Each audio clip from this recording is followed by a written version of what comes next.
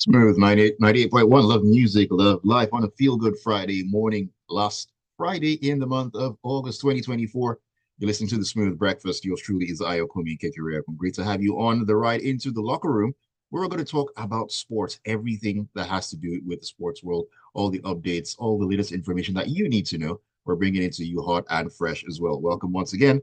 Joining me to have this conversation and, of course, give her, should I say, absolutely amazing perspectives and analysis as well is the one and only Tega. Tega, good morning to you. Welcome to the locker room. Thank God it's Friday. Say that again. Say that again. Oh wow, so crazy, crazy things. Where do I start from? Oh my God. Carlos Alcaraz left me awake till 4:50 a.m. I have to mention it was 10 minutes to 5 before he finished that match and he lost. So we'll be talking about that. We'll be talking about what's happening at the US Open. We'll touch a little bit on the Paralympic Games already. France are excited because in the 400 meters freestyle, they've won a gold medal, so if not just any medal, when they were not the favorites to win. So we'll touch on Paralympics. We'll touch on football and Real Mm. Madrid. Real Madrid, what is happening? After all the hopes you gave us, you're now cutting sleep left, right, and center. We'll talk about that. Then we'll touch on the big match coming this weekend. Liverpool taking on Manchester United, and it doesn't matter what Manchester United is going through or where they are. It's still a big match. All right. So we'll talk about that and a few other stories here and there. Um, after Ayo tells us how we can be a part of the locker room this morning. That's right. You can be a part of the locker room this morning, as always, by sending your messages in on WhatsApp on 0809 440 The studio line is 0201 4489981. That's for phone calls. And you can also catch us on YouTube where we're streaming live at Smooth 981 FM Lagos. You can also drop your comments there and we'll take them as the show gets along. The locker room is brought to you by Visa this Feel Good Friday. So, just to let you into some of the headlines and stories that we'll be looking at this morning, talking about the Tigers at Paris Games showing helps Nigeria to eighth in FIBA rankings. That's a big one there. First Paralympic champions crowned as French fans roar on swimmer. Schwantek storms into the US Open third round. Real Madrid held by Las Palmas as Girona thrash Osasuna. It's going down there in Spain. Real Madrid face Dortmund and Liverpool in new look Champions League. There's some mouth-watering clashes lined up for us. And Paul Merson says Liverpool's safer style plays into Man United's hands. Juventus and Motta ready to show Serie A credentials against downbeat Roma. And in the Europa Conference League qualifier, Servette defeated Chelsea 2-1, but the Blues qualified for the Conference League on aggregate. All right. Let's start at the very top. And in the world of basketball, Tega, let's talk about the Tigers. Nigeria has jumped 4 places in the latest edition of the FIBA Women's World Ranking, moving into the top 10 of the rankings and in eighth place. Great stuff coming from the Tigers there. Yes, the performance was great already. There, you remember their coach was announced as the coach of the basketball tournament. Rena Wakama was announced as Mm. the coach of the basketball tournament. So this is, I don't think anybody was shocked that they were going to move up the ranking. Remember the group that Nigeria was in, and I talked about it. I said yes, they were going to be able to defeat Australia, regardless of how highly ranked Australia was. But I don't think anybody saw them qualifying from that group. It turns out they qualified for the group, became the first team, men or women, to get through to the quarterfinals at the Olympics. Um, Played brilliant basketball. Unfortunately, they just fell short to countries that were, I would say, better prepared Mm. than they were. So ultimately, we expected the Tigresses to climb up in rankings, and it's good to see. Eighth, we'll manage eighth for now because I mean, if you beat world number three, shouldn't be managing eighth. But but we'll take it for now. It was a very good outing. And hopefully they're able to participate in other tournaments without any government interference. I have to mention because this I will never let Nigeria forget that ladies qualified for the FIBA World Cup and they didn't go because two people were quarreling about who should be president. Okay, so I will never let us forget. So should we be allowed to qualify to play and contest in all the tournaments we qualify for? Then of course that ranking will go higher, and if we add better preparation to it, only we can stop ourselves. So congratulations to the Tigers, congratulations to all Nigerians, because this ranking is for all of us. All right. Definitely for all of us. And we're hoping that it will be an upward trajectory as long as we do the right things. That's the key thing. Doing the right things, putting the work in. There's no substitute for that one. All right, let's talk about the Paralympics as the Paris Paralympics crowned its first champions on Thursday with swimmer Ugo Didier collecting the host nation's first gold in euphoric scenes at the La Défense Arena. Now, Didier was born with club feet and has reduced use of his legs, won the 400 meters freestyle event in the S9 category after being roared home by French supporters in scenes reminiscent of those when Leon Marchand won 4 golds at the Olympics. Great start for the French there at the Paralympics. I'm telling you. So when we're talking about this 400 meters, a lot of we're looking at Hall, Huge from Australia. Those were the names we're looking at. I don't think. I think I mean, we mentioned Didier because he's from France and they were cheering him. I think in his heat he even came third in his qualifiers to get to the final. Only for him to get to the final, and apparently he had a lot of fuel left in the tank. So you can imagine with every stroke, the the noise from the crowd got louder. It just changed. It's just so beautiful, Right. to watch. Just watching the Paralympics. I tell people all the time, when you watch the Paralympics, you just receive another level of motivation. Because you now see people with what should be real obstacles going out to achieve greatness, and you start wondering, okay, so what am I doing now? That, I think that for me, that and the storyline is the beauty of the Paralympics. But yes, with swimming, you're always going to get it. You know that they have multiple. That's the thing about swimming.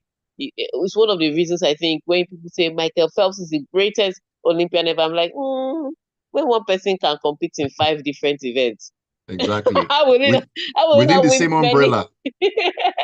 How will he not win many medals? But yeah, it was good to see. So the French already started with a gold medal. They're gunning, and they're hosting very well. So I think the Paralympics has been a lot better. I think in fact they used the Olympics to do test run. I want to apologize to them. I And the mean, Paralympics seem to be a lot better. I mean, from the opening ceremony, think about it, everything was inclusive.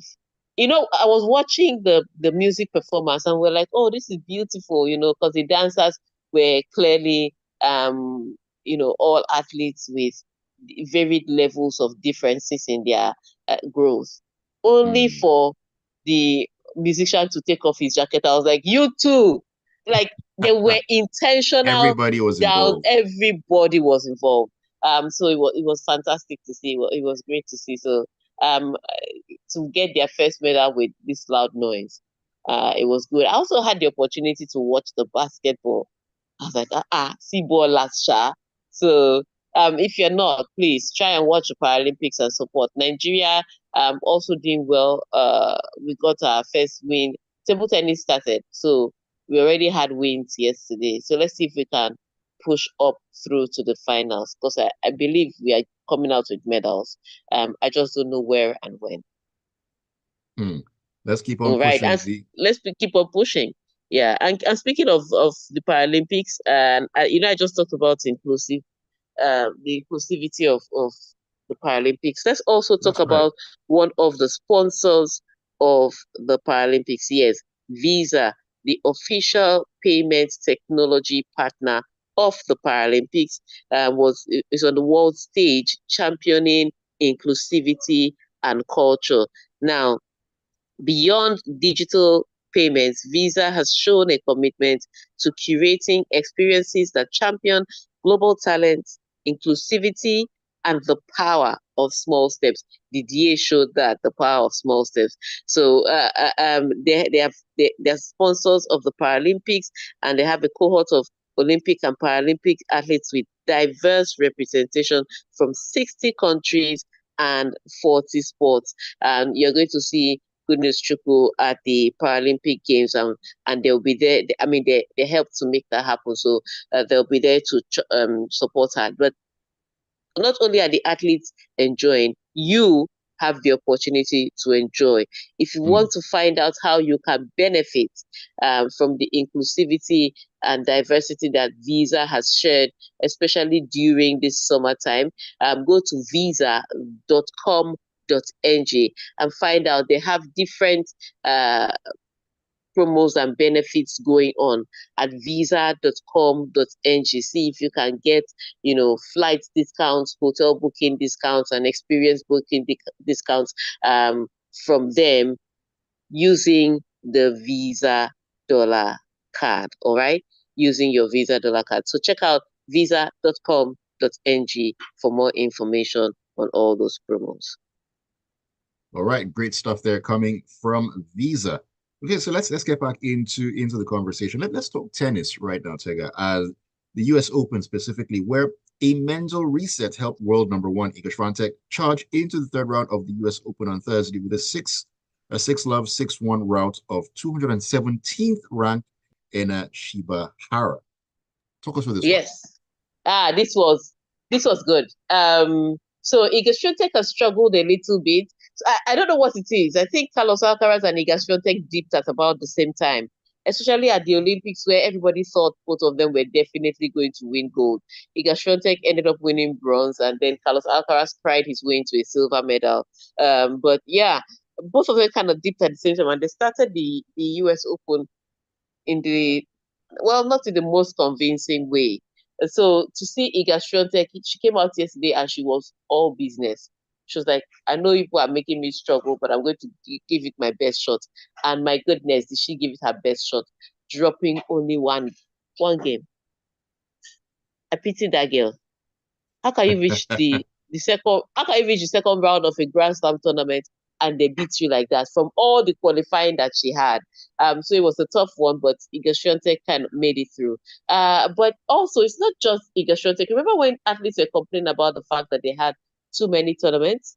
So let me remind you, Ons Jabeur pulled out of the US Open before it started due to injury. Yesterday, Rybakina had a walkover. She didn't come out. So she dropped out. And Rybakina, if we are talking about some of the people that are going to win the US Open or some people that have an impact in who wins the US Open, Rybakina, world number 4, was one of them. She had a walkover. She dropped out. We don't know the extent of her injury. We don't know if she's just ill. She's been struggling up and down with form and sickness and injuries throughout the season. But she had a walkover yesterday. Also yesterday, Pliskova came out, played 3 games. I don't know how to tell you. 1, 2, 3. And the match, yes, and the match was over. She pulled out through injury. 1, 2, 3. That's they played 15 love, 15 all, 30, 15, and she was like, I'm done. She might as well have walked. she might as well have walked over. That was it. So those were the big ones that fell on the wayside. And I thought that was all that was going to happen. But the ninth session was mad. And the ninth session had Naomi Osaka on Ash court and Carlos Alcaraz behind her. Naomi Osaka, I would say yesterday, she would have cried a lot of tears because she lost to Muhova last night. But a lot of it was on her racket. I mean, she served for the second set and she was at 40 love and she lost that game and eventually lost the match. So a lot of mistakes coming off her racket. But for Carlos Alcaraz, my goodness, he couldn't believe the first set. Nobody could believe this first set. You could hear a pin drop and the stadium was full and my house was silence everywhere. It was silent everywhere. He lost the first set 6-1, was broken twice at 40-15. And you could argue that okay, maybe he wasn't serving very well in the first set, but it was the way that everybody said okay, the first set was over. Carlos Alcaraz made mistakes, but the second set, where he looked like he was trying, the harder he tried, the more mistakes he made, the more brilliantly um what's his name, Van de Zandschulp played his tennis. Like for every shot Carlos Alcaraz made, Van de Shop matched it, Van de Zandschulp matched it shot for shot. Like his court coverage was the most brilliant. I don't think he would ever play tennis that beautiful again. Yesterday, everything was perfect. His serves were perfect. His net performance was perfect. His court coverage was perfect. His playing from the baseline was perfect. Everything came together neatly at the seams for Van de Zandschulp to win yesterday. But for Carlos Alcaraz, like I said, he tried harder. He tried to play a little more aggressive, but the more he tried to play aggressively, the more he was frustrated. So he lost in straight sets to the world number 74 ranked player. Nobody saw that coming. Nobody. Definitely, nobody saw that coming. I mean, for Van de Chancellor, as Tega said, the stars aligned and everything actually worked. And for Carlos Alcaraz, I guess it just wasn't to be, and he's going through a slump at the moment. And can we say that Real Madrid are going through something similar? We'll talk about that and a whole lot more on the other side. A very quick breather right here on the locker room on Smooth 98.1. Don't go anywhere. Ayo, ayo, ayo, I'm sleepy. If you hear silence, take over from here. Open the phone lines. Hey, silence. Where are we shouting? Hmm. If you hear silence, just know. After Namesaka's match, I said I was going to watch just like the first few games of Carlos Alcaraz and then I'll sleep. But it was the way Carlos Alcaraz was playing and Van der Sar was answering him. I had to watch the match to the end to You guys to have be passion. part My to passion already gone. witness this upset. I like to deceive myself that I'm working. No comments. You're welcome back on a trip into the locker room this beautiful Friday morning on the Smooth Breakfast, Smooth 98.1. Love music, love life. We love sports as well. My name is Ayokunmi Tega also in with me this morning as we are serving you sports news hot, fresh off the press. Yes, everything going on in a different sports across the world. And you can join us on this journey by sharing your thoughts this morning, 0809 440 981. 0809 440 981. That's the WhatsApp number. We're also streaming live on YouTube. You can catch us at Smooth 981 FM Lagos. Smooth 981 FM Lagos. Tega, welcome back to the show. Let's talk All football. right. I know this is where a lot of people have been waiting for us to get to. Real Madrid. Real Madrid. They had a second half Vinicius Junior penalty to thank as the Spanish champions avoided a first league loss of the season in a 1-1 draw at Las Palmas on Thursday. If not for that penalty, it would have been red. No, not just the penalty. It was also there was a penalty, and then there was the offside in the build up to a goal that was cancelled. That's after they had scored the penalty. Las Palmas scored another goal, but it was cancelled because there was a player offside and the ball went in his direction in the build up to a goal. Note, he did not touch the ball, but he attempted to touch the ball from an offside position, and so that goal was cancelled. If not, would have been singing a different tale. But after the brilliant season Real Madrid had last time out, and with the buys that they had, I mean, they bought the whole Prince of Paris to add to their team. A lot of people thought this was going to be a struggle for the rest of the La Liga. But right now, Real Madrid find themselves 4 points behind the crutch of Hansi Flick's Barcelona. Because that's the best way to call it. There are a lot of teenagers there, and they are 4 points ahead of Real Madrid. Now, it's still early days. It's just been 3 matches into the season. We can't say that, oh, this is doom for the defending champions. No, but it is worrisome that they are not scoring a lot of goals with the team that they have. Yesterday was even worse. The passes were not just stringing together. And I think the biggest shift is the shift in the midfield, because you see the solidity in Real Madrid. I mean, every team will give up one or two goals, but you see the solidity in the Real Madrid, but that connects between the midfield and the strikers or the forward players. That's where the struggle is. And I want to say, yes, they're missing Tony Cruz, but it cannot just be that one Tony Cruz left and they don't seem to be able to string passes to each other. So I think part of the problem is they are not as direct as they usually are. I think there's too many people's boots touching the ball that should take only one or two touches to get into the back of the net. So that's part of the problem. Even the penalty that came out from Lucas Vasquez crossing the ball into the 18-yard box, and right. this Las Palmas defender, he was falling to the ground. I know sometimes when you're falling to the ground, you cannot comport your falling. That's why it is You called cannot falling. compose your fall. That's why it's called falling. And so he was falling to the ground, and you know how it is. He was falling, arms flayed, legs apart, and the ball hit his hand. So clearly a penalty. But Real Madrid just couldn't play that ball through to putting the ball in the back of the net. And so it's a tough one. Carlo Ancelotti and his boys will have to reset.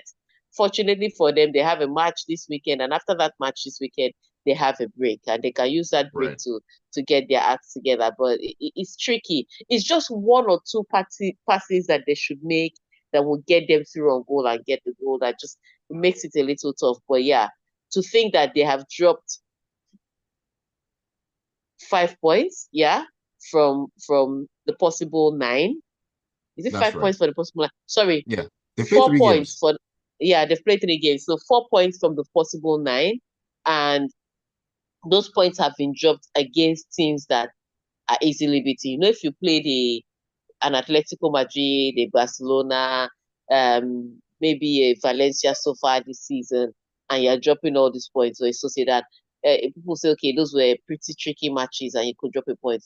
But Las Palmas and Mallorca, uncle, those are 3 points on any given day. So yeah, tough one for Real Madrid, but they'll find their feet. Tough one for Real Madrid, and they'll find their feet. And still talking about Real Madrid and football as well, let's talk about the Champions League. Yes, the new look blockbuster Champions League. The draw for that was conducted yesterday, throwing up a series of heavyweight fixtures, including a trip for holders Real Madrid to Liverpool, and a repeat of last season's final between Madrid and Dortmund as well. Now, Tega, it's a brand new format. It's an expanded format, and some of the fixtures Bass Boost. So I will say this. The format is tricky, and I think they're trying to make everybody point count. But because it's a league, I keep telling people, once it's a league, it's a marathon. It gives you opportunities. The Right. difference is it's a single league, a single fixture league. So, as opposed to playing 3 teams 2 times, you have the opportunity to play 8 teams. So, what has happened is that they've converted the Champions League to a proper league, at least for the first round. So instead of group stages, you have a proper league. Now, from that proper league, the top 8 will qualify, the top 8 in the league will qualify automatically for the knockout phase. And then they will have the 9th to 24th play a 2-legged playoff, to join that knockout stage. And then everybody after that will be automatically relegated. You are not even going to go into Europa. You will just go back home. Straight up. So straight up, because you've been given ample opportunity, you've played league, you didn't qualify. What do you want to do? So that's a new thing. Then after that phase, the knockout stage continues as it was last season. It's just that the first, what used to be the group stage, will now become a league. So it looked a little chaotic and dramatic. But I like the video that they brought out with it. They just said, look, it's going to be more football, more drama, more matches. and that's all you need to know. So that's what it is with the new look. But it'll be interesting. Some of those fixtures are really mouth-watering, and I like the fact that you will play many people, as Oh, opposed to yes. before, where you could be selected into a group where they have 3 weak teams, and you beat 3 weak teams 2 times and go through. Now you play for some tough fixtures, and every single point you make counts. Definitely. Every single point may definitely count. Let's sneak in a message or two and then take another story here. Real quick, real quick. I think we should take another story first. Okay, before the messages. Yeah, Okay. let's take that Manchester United story quickly, and then we All right, take on all right, the all right. next. Paul Merson has been talking, and he says, and he explains why he expects Manchester United to get something against Liverpool's new safer style on Sunday. Now, United have won 2 of their last 3 games on home soil against Liverpool, and kick-started their season in Ten Hag's first year in charge in their third game against the Reds, something they will hope to do once again. Okay, so I would say this. A lot of people say that Liverpool plays a little more, sorry, plays a lot more conservative and safer. So they're playing not to lose more than they're playing to win. I don't think that's a fair assessment of Liverpool. I think they've actually gone out in matches to win.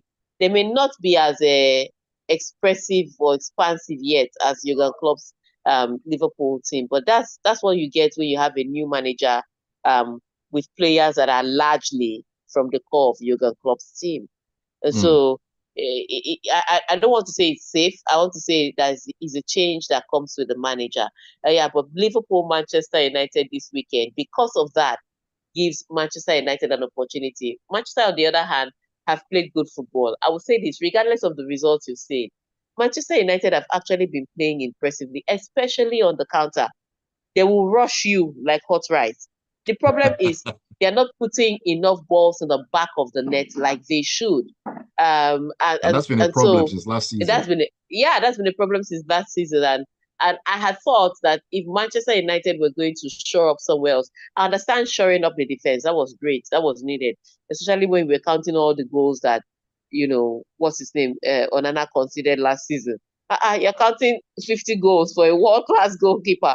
So especially when we were counting all those goals, I expected them to shore up the defense, but I also expected them to look for forwards, because Marcus Rashford is not just cutting it. And especially with Højlund getting the injury at the start of the season, even if he was not the most brilliant striker, I thought Manchester United would have gone into the market. In fact, this one that they are hawking Victor Osimhen like crayfish in traffic. Manchester United should have been the first person knocking on his door. So I thought that was the position they'll try to fill first, because that's what they also really need to score goals. And Manchester United can play that kind of expansive, expressive football. Will they put the ball in the back of the net? That's the question that's left to be seen. And so, because of these two factors, Liverpool with their new manager, his style still being trying to be adapted by the team, and Manchester United with their goal scoring troubles, it sets up for an exciting fixture anyhow you look at it. A lot of people say Liverpool would win outrightly, but I still say that Manchester United has a say in what happens in that fixture. And on that Mm. note, let's take your messages because we are totally out of time. All right. Taya says Mbappe 007 is loading, a former director of football at PSG. Andrew can see his name on the score sheet, but not Ade Mbappe. Football will stain your white. Brand UEFA formats, when they play it, we will understand it. Can't be cracking my head when it's not take home assignment. But I cracked that head, Taya.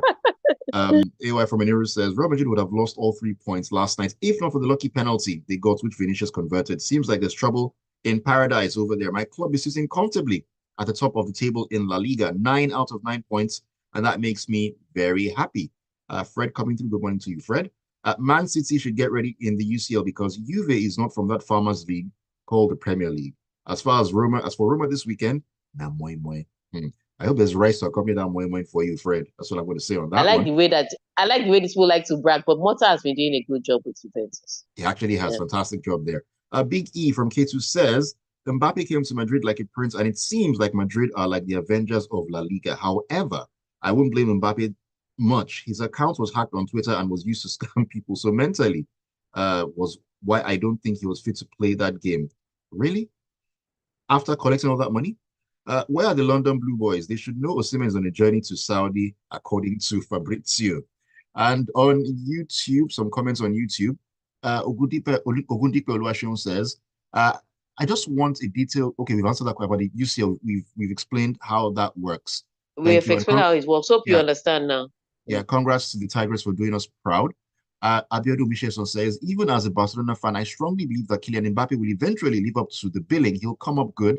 And I'm looking forward to the mouth-watering fixtures in the EPL this weekend.